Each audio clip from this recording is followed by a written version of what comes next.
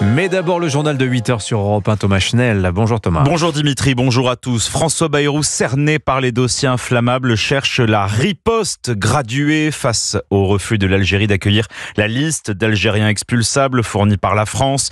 Tension maximale à tel point que le ministre de l'Intérieur a boudé le dîner des ambassadeurs hier soir à la Grande Mosquée de Paris. Le recteur étant proche du pouvoir algérien, le ministre des Affaires étrangères Jean-Noël Barrot, lui, joue la carte de la diplomatie, Alexandre Chauveau. Attablé entre autres au milieu d'une vingtaine d'ambassadeurs dans un des salons de la Grande Mosquée de Paris, Jean-Noël Barrot rompt le jeûne, comme c'est de coutume chez les musulmans, par une date et un verre de lait. Le patron du Quai d'Orsay met ensuite les pieds dans le plat et n'esquive pas les tensions en cours avec l'Algérie. Les tensions actuelles, dont nous ne sommes pas à l'origine et qui ont connu hier un nouveau développement problématique, ne sont dans l'intérêt de personne. Nous voulons les résoudre, avec respect bien sûr, mais avec exigence et sans faiblesse, sans rien céder sur les intérêts des Français qui sont notre boussole. Une mise au point face à Chemseddine Hafiz, le recteur proche du régime algérien et qui revendique être, je cite, une passerelle vertueuse entre les deux pays. Dans ce climat de graves tensions que nous connaissons, la Grande Mosquée de Paris garde toute sa sérénité et entend continuer sur le chemin de l'apaisement et de l'espoir d'une relation vertueuse entre la France et l'Algérie. L'Iftar est placé sous le signe de la fraternité comme une parenthèse de diplomatie alors que la confiance entre Paris et Alger semble très largement entamée. Alors rompre le jeûne du Ramadan à la Grande Mosquée, était-ce la place du ministre des Affaires étrangères? Non, répond Aurore Berger. La ministre de l'égalité femmes-hommes estime qu'un représentant du gouvernement n'a pas à se rendre dans les lieux saints. Je ne me rends jamais dans des manifestations religieuses, quelle qu'elle soit. Par principe, parce que je considère que c'est un principe de laïcité, parce que je pense que la religion relève de l'intime et du privé, mais que quand on est un personnage public et politique, forcément tout prend une autre connotation et une autre tournure. Donc je reçois des personnalités qui sont du monde religieux, parce que je crois aussi au dialogue interreligieux évidemment, et la laïcité c'est pas l'effacement des religions, c'est par contre le primat du politique et le primat du droit. Aurore Berger sur Europe 1 avec Pierre de Villeneuve hier soir. Autre dossier brûlant, la réforme des retraites. Le Premier ministre maintient qu'il est impossible de revenir aux 62 ans. Le conclave doit pourtant se réunir ce soir. Conclave sérieusement affaibli par le départ de Force ouvrière, des patrons de l'UDP et la CGT. Elle doit se prononcer aujourd'hui pour savoir si elle claque la porte à son tour. Et puis ce gros couac dans la méthode Bayrou. Le recadrage sur fond de cacophonie gouvernementale. 5 ministres convoqués hier à Matignon pour accorder leur violon sur le voile dans le sport après la menace de démission de Gérald Darmanin et de Bruno Retailleau qui regrettaient les positions de la ministre des Sports et de l'Éducation. Le Premier ministre a rappelé la ligne de l'exécutif, à savoir que le port du voile doit être interdit dans toutes les compétitions sportives, professionnelles et amateurs. Les oppositions profitent de la division gouvernementale pour s'engouffrer dans la brèche, Alexis de la Fontaine. Oui, l'occasion était trop belle pour que le Rassemblement national la laisse passer. Lors des questions au gouvernement, le député Julien Audoul a pointé du doigt la cacophonie gouvernementale. 4 ministres, 2 discours, 0 ligne politique. Pendant que votre gouvernement affiche ses divisions, l'islam politique avance sans opposition avec le soutien et la complicité de la France insoumise. Pour les Républicains, à l'origine de cette proposition de loi, c'est même une ligne rouge. Il faut interdire le voile dans les compétitions sportives. Après avoir été recadré par François Bayrou, le gouvernement est maintenant aligné selon la ministre de l'Égalité homme-femme, Aurore Berger. Il n'y a qu'une seule ligne au sein du gouvernement, c'est celle portée par le Premier ministre. Et cette ligne, elle est très claire.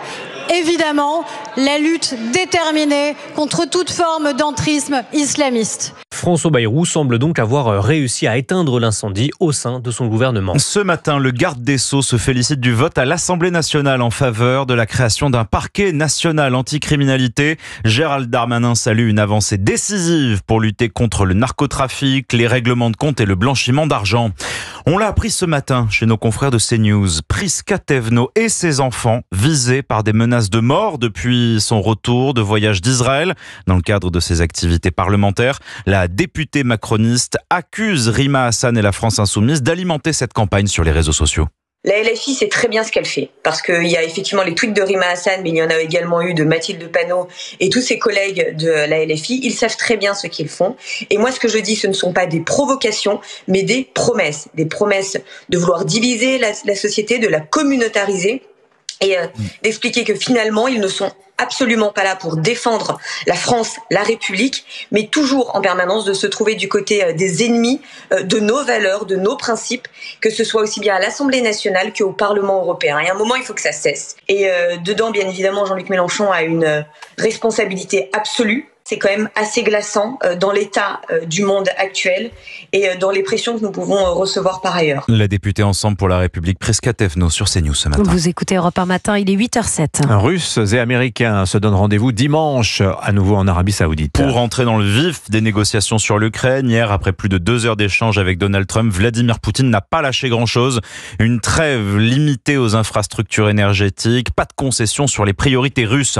De nouvelles frappes à Gaza cette nuit, les terroristes du Hamas avancent le chiffre invérifiable de 13 morts.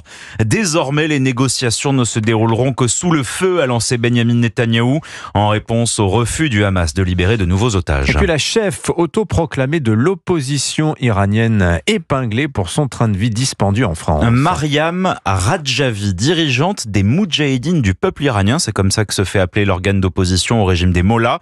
Elle mène un niveau de vie plus qu'enviable, selon les informations du Canard enchaîné, confirmées par Europe 1, entre spa, balnéo et hôtel de luxe. William Molinier.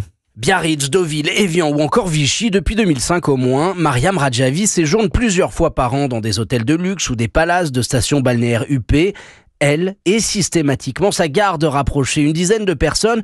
Les factures sont acquittées en liquide pour des montants astronomiques, 65 000 € en décembre 2023 dans un hôtel 5 étoiles de Vichy, 38 140 € au printemps dernier dans un palace de Biarritz. Au total, elle aurait dépensé en 2024 130 000 € pour ses cures thermales, des recettes qui pourraient provenir de l'organisation des Moudjahidines du peuple iranien, l'OMPI. C'est en tout cas, selon les informations d'Europe 1, ce que la justice française est en train de vérifier, puisque depuis décembre, 2 signalements pour des soupçons de blanchiment ont été adressés à des procureurs en Île-de-France et dans les Hauts-de-France. Ils concernent des sociétés prête-nom rattachées à l'OMPI. Le mouvement islamo-marxiste organise chaque année une campagne de financement auprès de ses militants et sympathisants. Rien que l'année dernière, plus de 7 millions d'euros auraient ainsi été récoltés. Ce n'est pas une surprise, mais une nouvelle illustration de la situation dramatique des urgences. 15% des patients qui s'y présentent y passent plus de 8 heures. Selon les chiffres des ministères, la durée moyenne aux urgences est passée de 2h15 à 3h en 10 ans. À propos de la santé, explosion de cas de méningite en ce moment en France. 2 clusters à Rennes et Montpellier, des cas mortels dans d'autres départements poussent la HAS, la Haute Autorité de Santé, a recommandé l'élargissement de la vaccination chez les jeunes. Yasmina Katou. Oui, depuis le 1er janvier, les bébés de moins d'1 an doivent se faire vacciner contre toutes les souches de méningocoque. Il y en a 5, A, B, C, Y et W. Mais désormais, la HAS veut étendre cette obligation à tous les enfants jusqu'à 2 ans. Par ailleurs, face à la flambée des cas chez les adolescents, la HAS appelle à lancer une vaste campagne de vaccination contre les souches A, C, W, Y pour immuniser les 15-24 ans cette fois. Anne-Claude Crémieux, présidente du comité scientifique de la HAS. C'est très important de les vacciner avec un vaccin actif contre le méningocoque W, parce que ce méningocoque, il est particulièrement sévère puisqu'il y a 20% de mortalité.